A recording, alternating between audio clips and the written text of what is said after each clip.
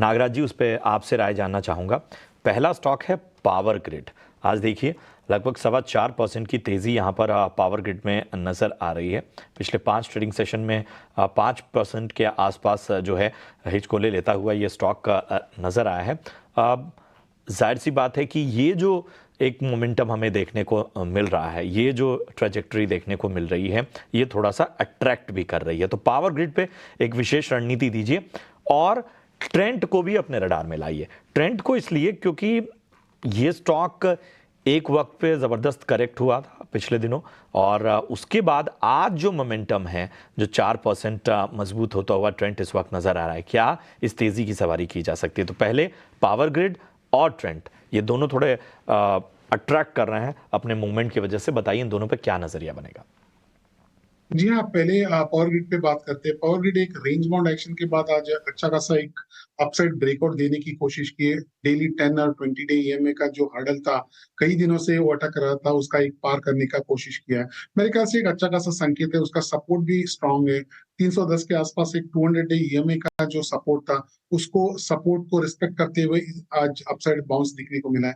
मेरे ख्याल से अपसाइड मोमेंटम जो आज चालू हुआ है, वो जारी रहेगा, कंटिन्यू रहेगा। उसका नेक्स्ट हर्डल रहेगा अराउंड 345 के आसपास।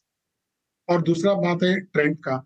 ट्रेंड एक काफी गिरावट के बाद एक छोटा सा बाउंस दिखने को मिला है, लेकिन फिर भी उतना कुछ खास अपसाइड बाउंस में स्ट्रेंथ तो नहीं लग रहा है। मेरे ख्याल से एक छोटा सा एक पुल बैक रैली हम कह सकते हैं। और ये ट्रेंड ओवरऑल चार्ट पैटर्न के हिसाब से काफी बढ़ चुका है और एक डाउनवर्ड करेक्शन मोड में है। डाउनवर्ड करेक्शन में जो भी पुल बैक्स आता है वो शॉर्ट लिव्ड रहता है, उधर से वापस लोअर टॉप बना के नीचे आने का चांसेस रहता है। मेरे ख्याल से वैसे ही और एक थोड़ा कुछ अपसाइड पुल बैक रह सकता है इसमें अराउंड 67 66 6700 तक। उधर के उसके बाद एक वापस नीचे की तरफ से एक रिबाउंड आ सकता है। पिछले हफ्ते की गिरावट के बाद स्टॉक में 3.5% की तेजी। कुछ ब्रोकरेज रिपोर्ट भी आई है ट्रेंड पर, जिसके चलते यहां पर एक्शन दिखा है। इसी के साथ हमने पावर ग्रिड की बात की, तो दो और पावर फाइनेंसियर्स की बात कर लेते हैं, पीएफसी और आरईसी। पीएफसी में करीब 7% की तेजी आज दिखी है। दो ब्रोकरेज रिपोर्ट्स हैं, बर्नस्टीन और सीएलएसए। बर्नस्टीन ने आउट परफॉर्म की रेटिंग बरकरार और 620 रुपए प्रति शेयर का लक्ष्य यहां पर दिया है। वहीं सीएलएसए ने 610 रुपए प्रति शेयर का लक्ष्य दिया है। दोनों ब्रोकरेज हाउसेस का नजरिया काफी पॉजिटिव है। बर्नस्टीन का मानना है कि दूसरी तिमाही के नतीजे काफी अच्छे थे। डिसबर्समेंट और एसेट क्वालिटी पर नजरिया भी काफी पॉजिटिव है। और सीएलएसए की बात करें तो उनका मानना है कि थर्मल कैपेक्स में अपटिक दिखेगा, जिसका पॉजिटिव इंपैक्ट कंपनियों पर दिखेगा। पीएफसी ही नहीं, आरईसी के स्टॉक में भी करीब 2% की तेजी दिखी है। हाँ, दिन की ऊंचाई से थोड़ी सी गिरावट, लेकिन उसके बावजूद दोनों ही पावर फाइनेंसिंग कंपनीज में आज अच्छा एक्शन दिखा है। नागराज, क्या राय रहेगी पीएफसी और आरईसी दोनों पर? पीएफसी आरईसी कंपेयर करोगे तो पीएफसी थोड़ा अच्छा बेहतर लग रहा है। मेरे ख्याल से एक बाउंस में स्ट्रेंथ दिख रहा है। करीब करीब 6-7% का एक आपको दिखा रहा है। एक पैटर्न फॉर्मेशन भी अच्छा है, जो रेंज बाउंड एक्शन के बाद एक अपसाइड ब्रेकआउट देने का कोशिश कर रहा है। 200 डे ईएमए का सपोर्ट भी है। मेरे ख्याल से आगे वाले दिनों में एक अच्छा खासा अपसाइड बन सकता है पीएफसी में। जो इमीडिएट हार्डल रहेगा अराउंड इसका 505 का। ये नजरिया पीएफसी और आरईसी पर। इस बीच आईटीआई स्टॉक पर फोकस करेंगे। याद रखिए, शुक्रवार के ट्रेडिंग सेशन में भी करीब 12 से 13% का उछाल कंपनी को नए ऑर्डर्स मिले थे, उसके चलते दिखा था। और आज भी इस स्टॉक में करीब 11% की तेजी दिखी है। कंपनी को 1540 करोड़ के भारत नेट से ऑर्डर्स मिले हैं कई सारे स्टेट्स में, जिसके चलते लगातार दूसरे दिन यहाँ पर 11% की तेजी है। इसी पर टेक्निकल राय ले लेते हैं। कुणाल, क्या नजरिया होगा आईटीआई पर 2 दिनों की तेजी के बाद?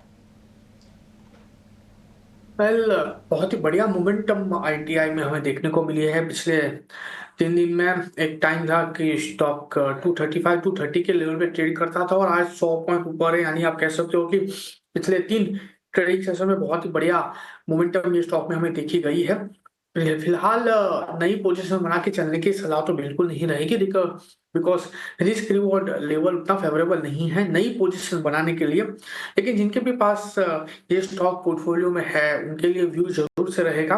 होल्ड करके रखिए। 342 का ऊपर एक रेजिस्टेंस आ रहा है, जिस हिसाब से स्टॉक चला है 342 के ऊपर अगर स्टॉक क्लोजिंग देता है तो और भी अच्छे लेवल ऊपर में देखने को मिल सकते हैं, जहां पे जिसके बेस पे 385 पहला टारगेट होगा और 385 जैसे ही ये काउंटर क्रॉस करेगा, वन वे ऊपर में 450 तक के भी लेवल हमें देखने को मिल सकते हैं। सो नई खरीदारी करके चलने की सलाह नहीं रहेगी। अगर ऑलरेडी पोर्टफोलियो में है तो होल्ड करके चला जा सकता है। करें तो 1% की गिरावट के साथ कारोबार। बायोकॉन जैसे कुछ स्टॉक्स की चर्चा हमने ब्रेक के पहले की थी, लेकिन इसके अलावा औरोबिंदो फार्मा और जेबी केमिकल, इन दोनों स्टॉक्स में आज के ट्रेडिंग सेशन में 2.5 से 3.5% की गिरावट दिखी है। इस बीच हमारे साथ जेएम फाइनेंशियल सर्विसेज के अक्षय भागवत भी जुड़ चुके हैं। अक्षय, सबसे पहले आपका नजरिया फार्मा शेयरों पर ही लेना चाहूंगी। दो स्टॉक्स, औरोबिंदो फार्मा और जेबी केमिकल।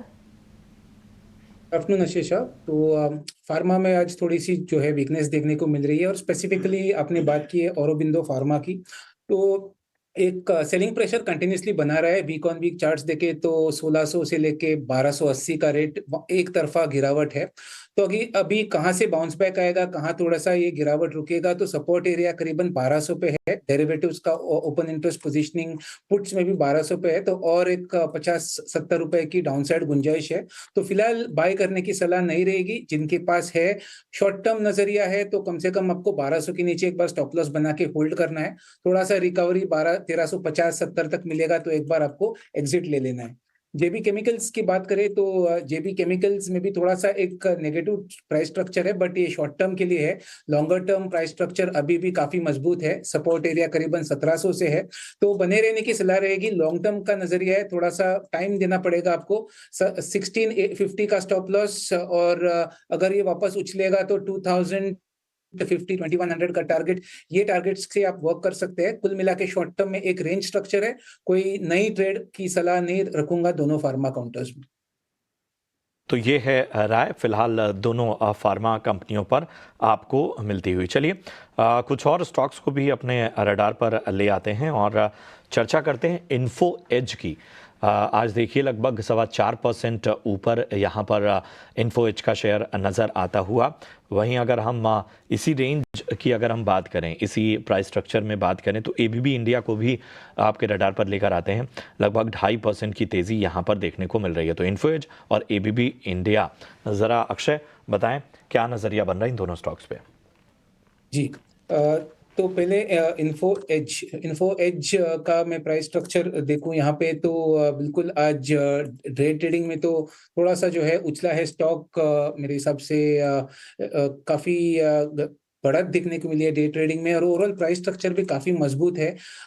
थोड़ा मीडियम टर्म चार्ट्स देखे आप तो 7500 के लेवल पे एक पॉजिटिव ब्रेकआउट हमने 2 हफ्ते पहले देखा था। तो ओवरऑल प्राइस स्ट्रक्चर पॉजिटिव होने के चलते मेरा टारगेट एक्सपेक्टेशन, पहला टारगेट जो रिसेंट स्विंग आया था वो 8500 का था, वो आपका टारगेट बनेगा।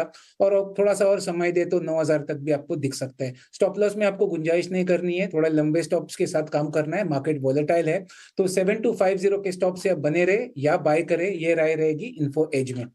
और एबीबी जो दूसरा स्टॉक आपने जिक्र किया है, एबीबी लिमिटेड में भी हल्की सी बढ़त तो आज हमने देखी थी डे ट्रेडिंग में, पर कहीं ना कहीं मार्केट वोलेटिलिटी में ज्यादा कुछ तेजी अभी तक पकड़ नहीं पाया है। सपोर्ट एरिया पे ट्रेड हो रहा है एबीबी, तो रिस्क रिवॉर्ड शायद बहुत बेहतर है, पर थोड़ा सा रिकवरी आना जरूरी है क्योंकि मार्केट ब्रेथ काफी खराब है। स्ट्रिक्ट स्टॉप लॉस मेंटेन करना है 6700 का, 6700 का स्ट्रिक्ट स्टॉप लॉस के साथ ये ट्रेड में बने रहने की सलाह है। कोई बाय ना करे क्योंकि अभी तक मोमेंटम दिख नहीं पा रहा है स्टॉक में। ठीक है, तो ये है राय इस वक्त एबीबी इंडिया पर और इन्फो एज पर आती हुई।